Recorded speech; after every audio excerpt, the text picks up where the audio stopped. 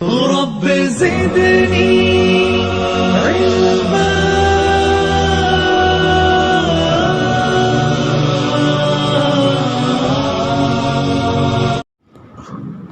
الحمد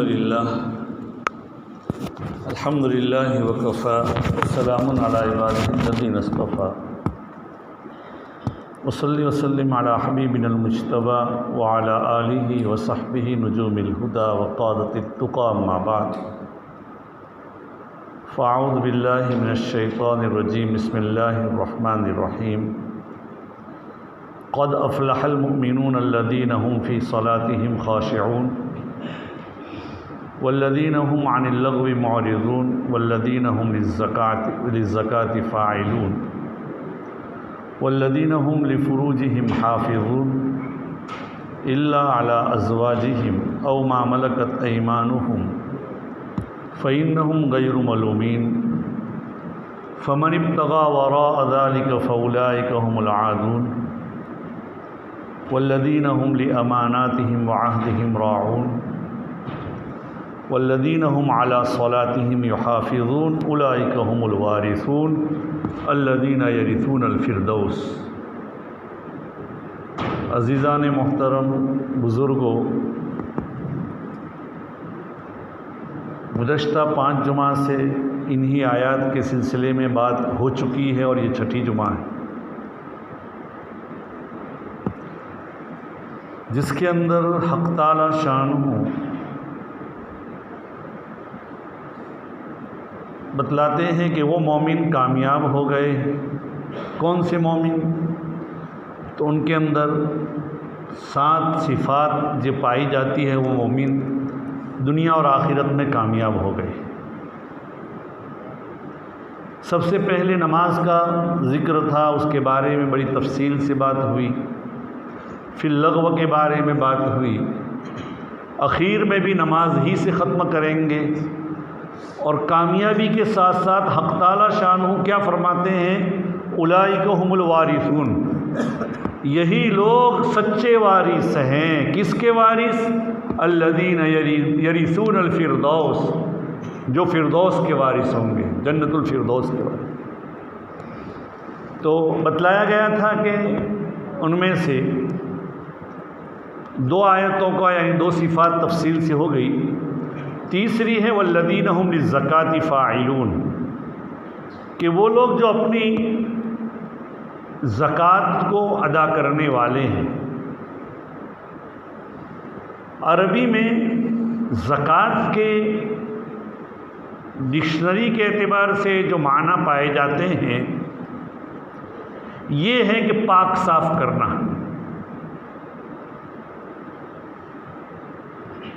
اور شریعت میں زکوٰۃ کو 2 معنی میں استعمال ہوتا ہے۔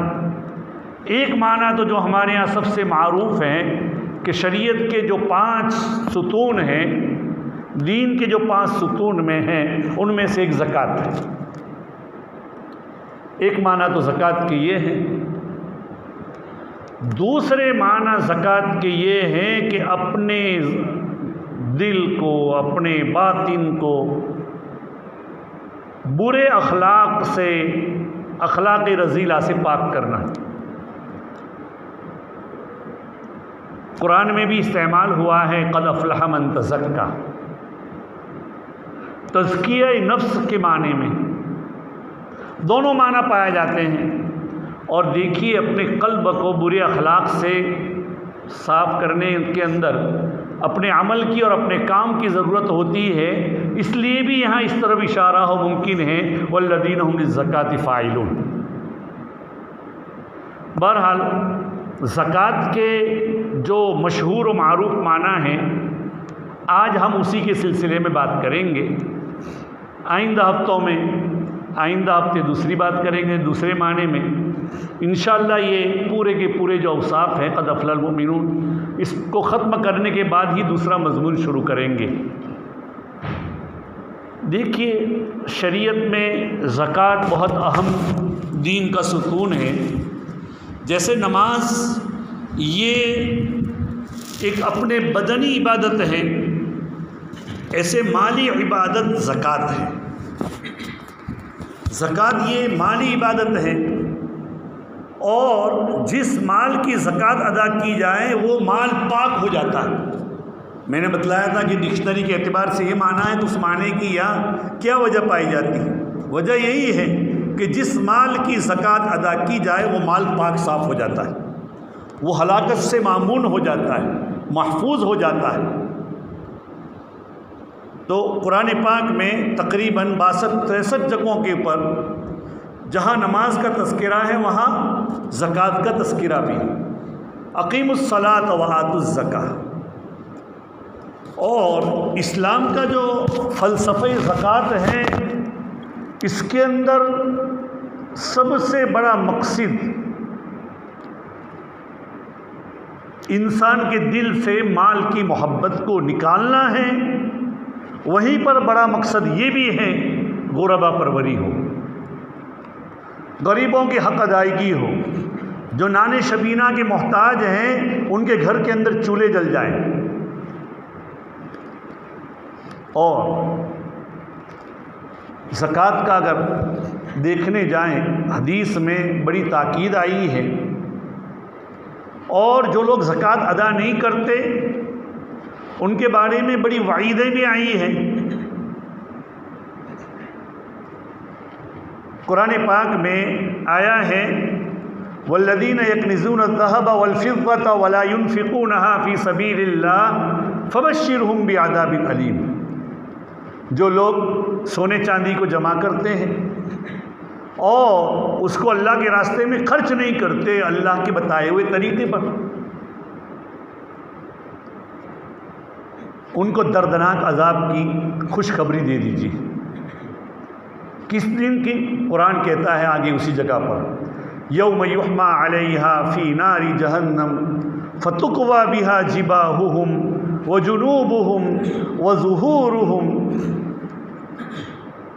اس دن جس دن کے ان کا مال آگ میں تپایا جائے گا، اور اس مال کے ذریعے، اس سونے چاندی کے ذریعے یا ان روپے پیسے ٹکوں کے ذریعے ان کو آگ پر ایسا انگارے کی طرح سرخ کر دیا جائے گا، اور اس کے بعد اس کو داغا جائے گا ان کے چہروں پر، ان کے پہلو پر، ان کی پشتوں پر۔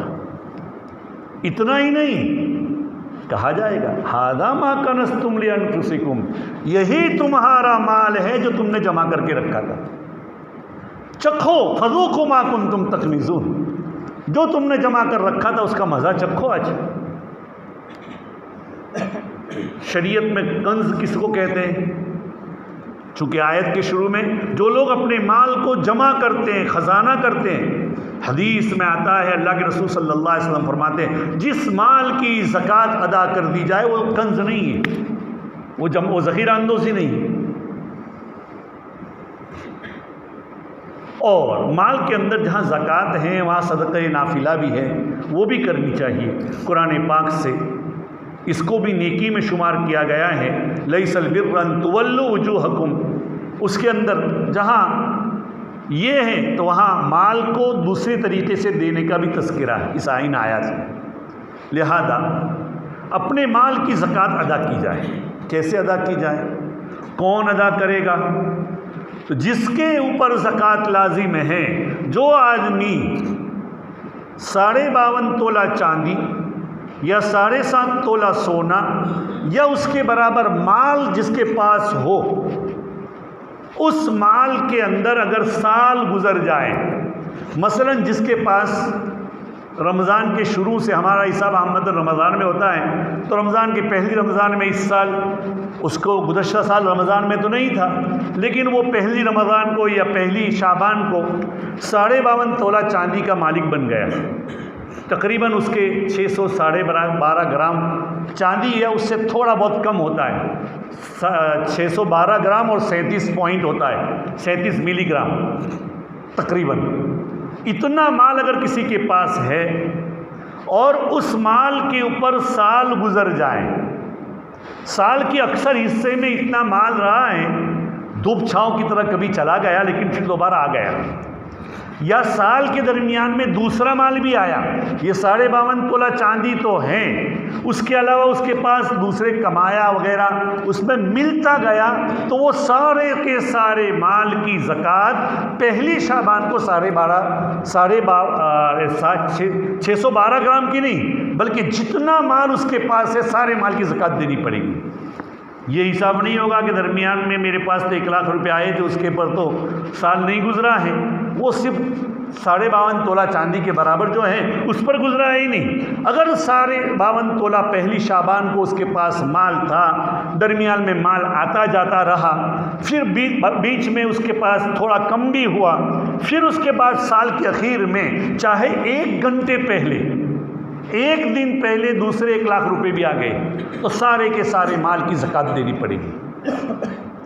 کن کن مالوں کے اوپر؟ روپے پیسوں کے اوپر زکوٰۃ ہوگی، گھر کے زیورات کے اوپر بھی زکوٰۃ ہوگی۔ ہماری ماں بہنوں کے پاس جو زیورات ہیں، اس کی مثلا گھر میں ہماری بیوی ہے تو بیوی کے پاس 2 قسم کے زیورات ہوتے ہیں۔ ایک تو وہ زیور ہوتے ہیں یا تو اس نے اپنی جوانی میں شادی سے پہلے خود خریدے ہیں یا اس کے ماں باپ نے دیے ہیں اس کو شادی کے وقت میں، اس کی تو وہ مالکہ ہے۔ دوسرے وہ زیورات ہوتے ہیں جو شوہر کی جانب سے یا شوہر کے ماں باپ کی جانب سے شادی کے وقت میں یا کسی اور موقع پر اس کو دیے جاتے ہیں۔ ان زیورات کی حیثیت ہمارے معاشرے میں ہم کو بھی معلوم ہے کہ کبھی خدا نخواستہ کوئی ٹوٹ پھوٹ ہو جاتی ہے تو گن گن کر چن چن کر لے لیا جاتا ہے۔ اس کا مطلب یہ ہے کہ اس عورت کو استعمال کے لیے دیا ہے، اس بیوی کو، گھر میں جو آئی ہے خاتون، اس کو صرف اس کو مالک نہیں بنایا، الا یہ کہ شوہر اس کو کہہ دے یا شوہر کے ماں باپ کہہ دے کہ ہم نے اس کو تجھے مالک بنایا ہے، تو پھر وہ مالک بن جائے گی۔ اگر وہ عورت مالک ہے تو اس عورت کے اوپر دونوں قسم کے زیورات کی زکوٰۃ لازم ہوگی، گن کر کہ جس دن اس کے اوپر زکوٰۃ دینا ہے اس دن اس کی جو مالیت ہے، بازاری اس کی قیمت ہے، اس کے اوپر 40واں حصہ اس کو دینا ہے۔ اور اگر شوہر نے یا شوہر کے ماں باپ نے دیے تو ہیں لیکن مالک نہیں بنایا ہے، تو اس زیور کی زکوٰۃ اس بیوی کو نہیں دینا ہے، اس زیور کی زکوٰۃ اس شوہر کو یا اس کے ماں باپ کو دینا ہے، وہ مالک۔ اگر وہ نہیں دیتے تو وہ گنہگار ہوں گے۔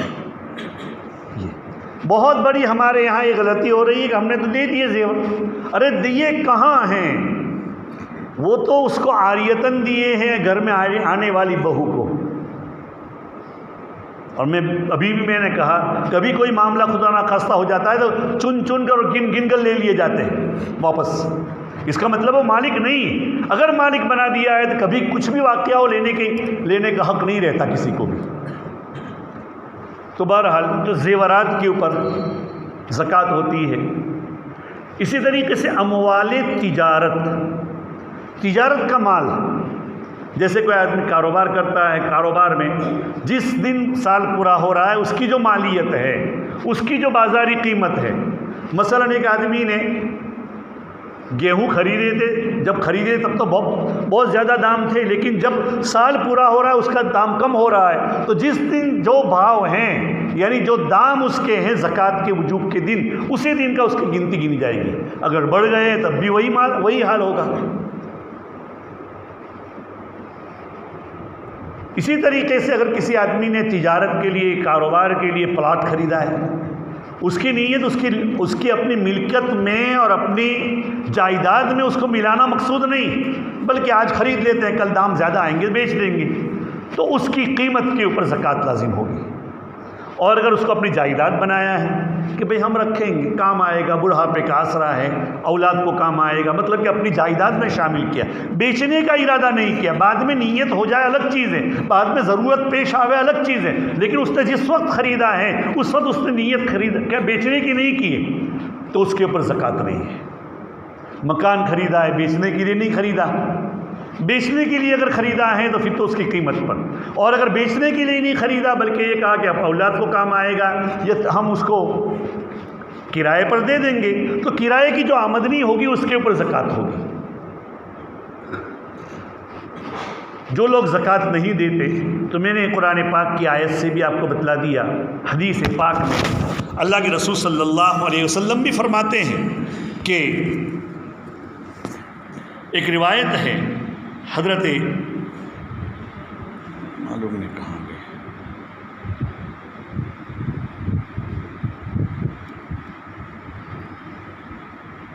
ابو ہریرہ رضی اللہ تعالیٰ عنہ کی روایت ہے،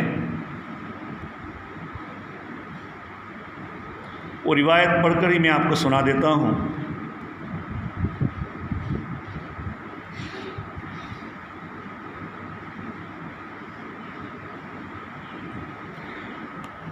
عن ابی ہریرہ رضی اللہ تعالیٰ عنہ قال قال رسول اللہ صلی اللہ علیہ وسلم من آتاہ اللہ مالا فلم یؤد زکاتہ مسر له ماله يوم القيامة شجاعا أقرأ له زبيبتان يطوقه يوم القيامة ثم يأخذ بلهزمتيه يعني شدقيه ثم يقول أنا مالك أنا كنزك ثم تلا ولا يحسبن الذين يبخلون بما آتاهم الله من فضله هو خير لهم بل هو شر لهم۔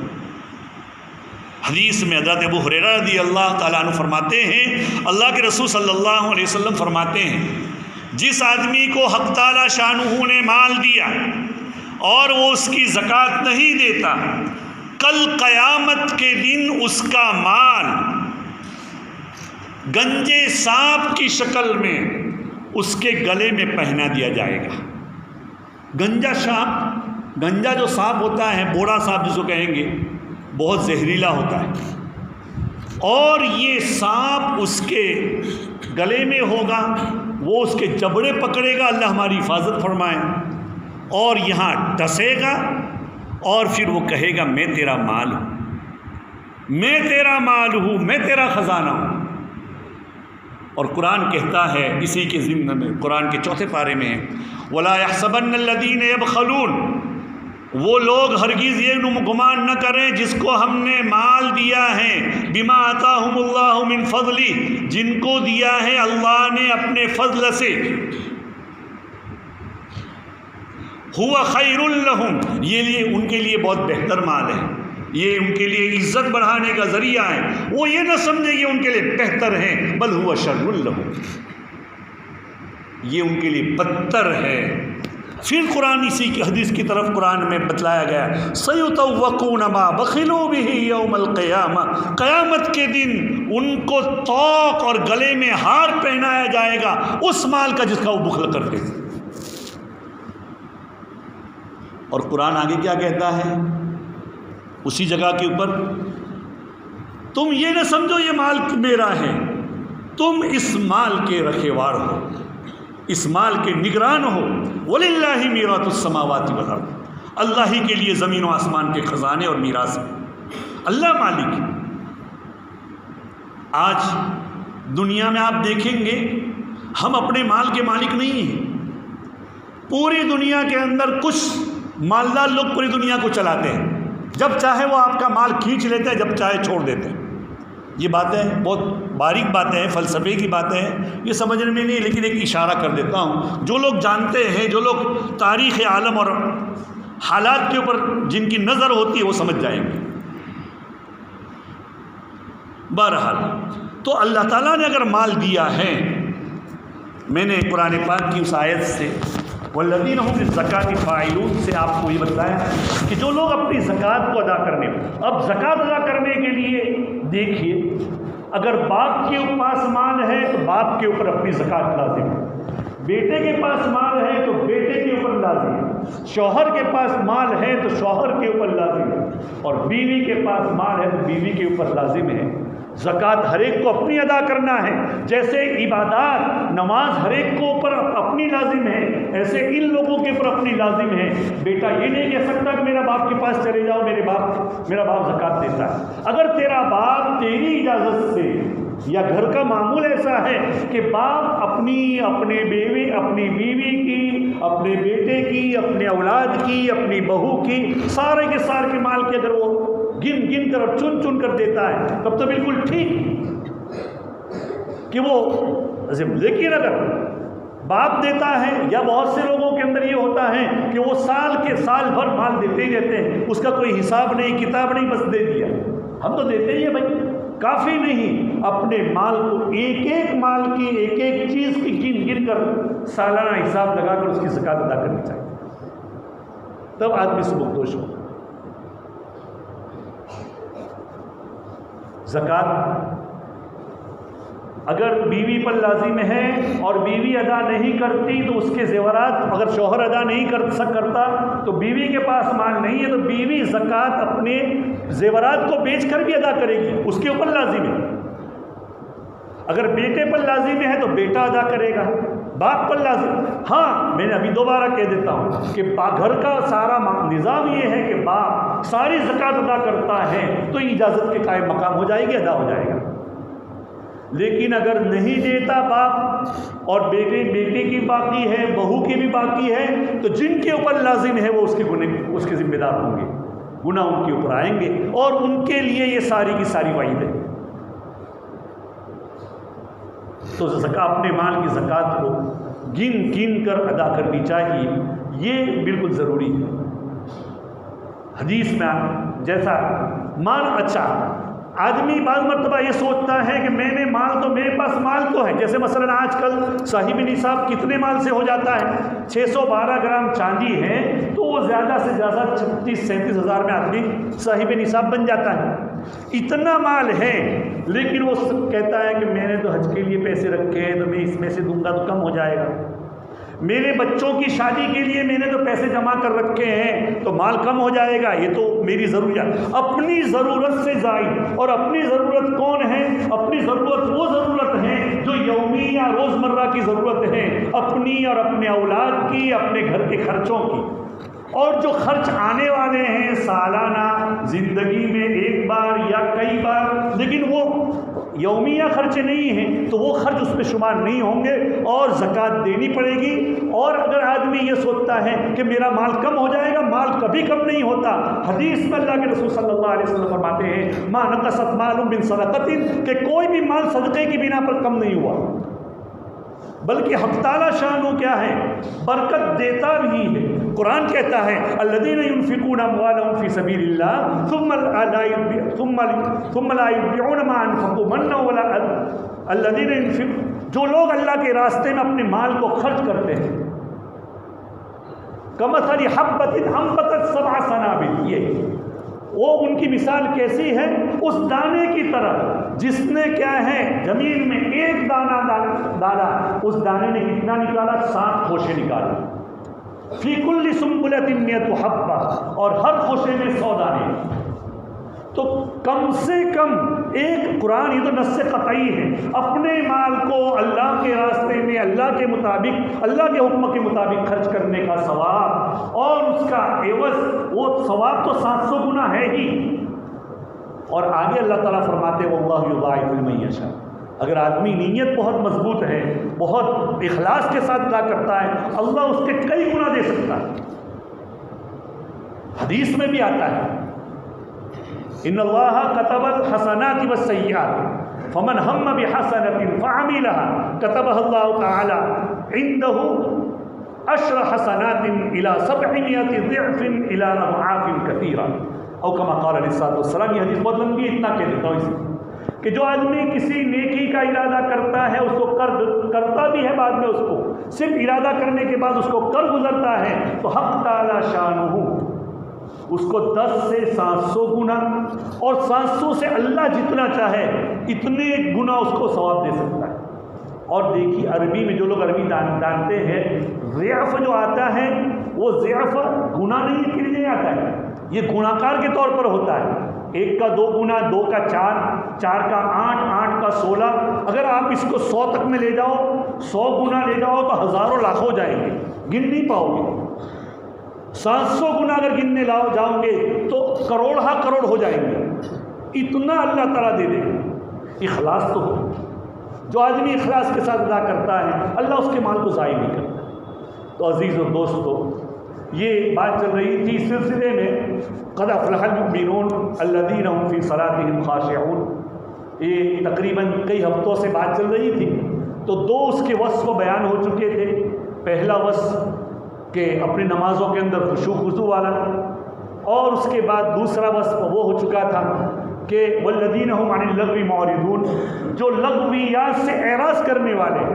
یہ تقریباً 5 جمعہ تک ہوا. آج چھٹی جمعہ میں زکوٰۃ کے سلسلے میں زکوٰۃ کے ایک معنی کو بیان کیا گیا ہے. زکوٰۃ کے انشاءاللہ دوسرے معنی آئندہ ہفتے میں ذکر کر دیے جائیں گے اور اس کے بارے میں بتلا دیا جائے گا.